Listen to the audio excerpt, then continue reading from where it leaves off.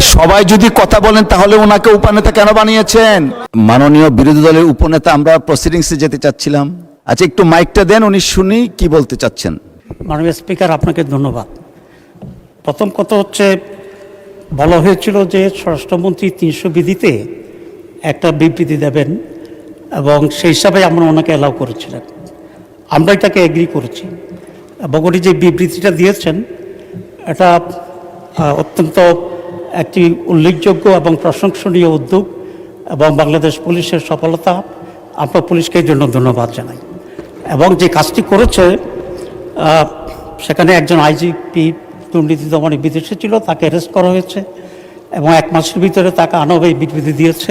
এটা আমাদের জন্য অত্যন্ত আনন্দের এবং এই দেশের জন্য অত্যন্ত একটি উল্লেখযোগ্য ঘটনা আমি মনে করি এবং সেই হিসেবে আমরাও তালে দিয়েছিলাম, কারণ আমরা এটার সাথে একমত।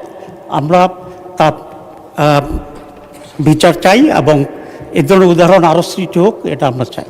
মাননীয় উপনেতা, এটা আমাদের চেয়ার থেকে আমরা বলেছি যে it's a great achievement for the nation. Exactly, সবাই এটাকে সমর্থন করেছেন।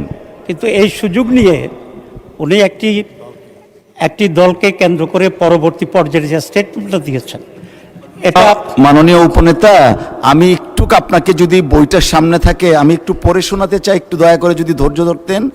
300 বিধিতে বিবৃতি দেওয়ার পর এই ব্যাপারে কোনো কোশ্চেন করা যায় না। এটা আমাদের ওই রিটেন একটা যে কনস্টিটিউশনের মতো এটা সংসদের।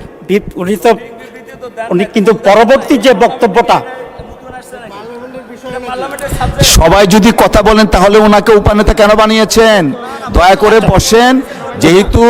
যেহেতু বিরোধী দলের নেতা নেই, উপনেতাকে ফ্লোর দেওয়া হয়েছে, তাহলে ওনাকে কেন বানালেন? আচ্ছা, ধন্যবাদ। না, আপনি প্লিজ, মাননীয় সদস্যবর্গ, অত্যন্ত নিন্দনীয়। জি, মাননীয় উপনেতা, আপনি বলুন। জি, আজকে স্বরাষ্ট্রমন্ত্রী পরবর্তী পর্যায়ে যে সাবজেক্টটা বলেছে, আপনার এটা অ্যালাউ করা উচিত হয়নি না জেনে, 1 নম্বর কথা। 2 নম্বর কথা হচ্ছে, আমি কিন্তু আগেরটাও জানতাম না, আগের বিবৃতিটা কি ছিল সেটাও জানতাম না। আপনি বলেন কি বলতে চাচ্ছেন প্লিজ।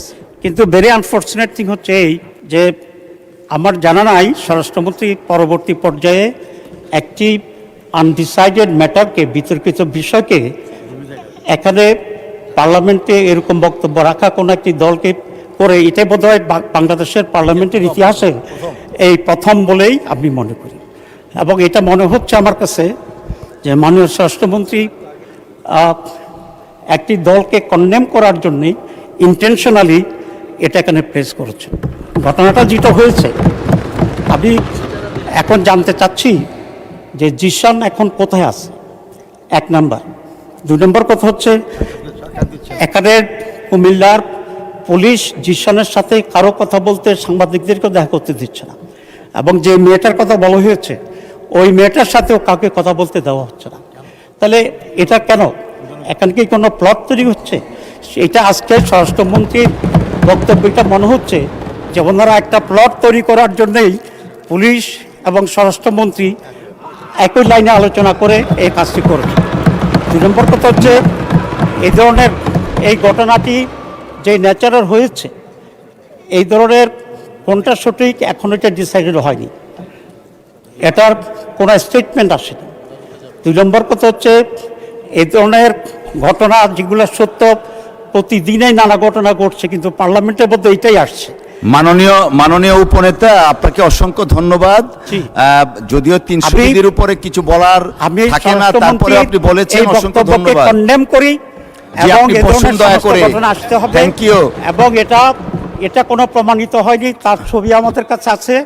ইসলামী ছাত্র শিবির মাননীয় সদস্য আর বোধহয় দলকে এইভাবে পার্লামেন্টে দায়ী করবে, বানোয়াট কথা বলবে এবং ষড়যন্ত্র করবে, এটা তো এখানে পার্লামেন্টে মেনে নেওয়া যায় না। আমি মনে করি স্বরাষ্ট্রমন্ত্রী এটা উইথড্র করা উচিত, অথবা আপনি এটাকে এক্সপ্যান্ড করা উচিত, কারণ এছাড়া ছবি আমাদের কাছে আছে। মাননীয় সদস্য, আপনি একটু বসেন, আমাকে একটু বলার সুযোগ দেন।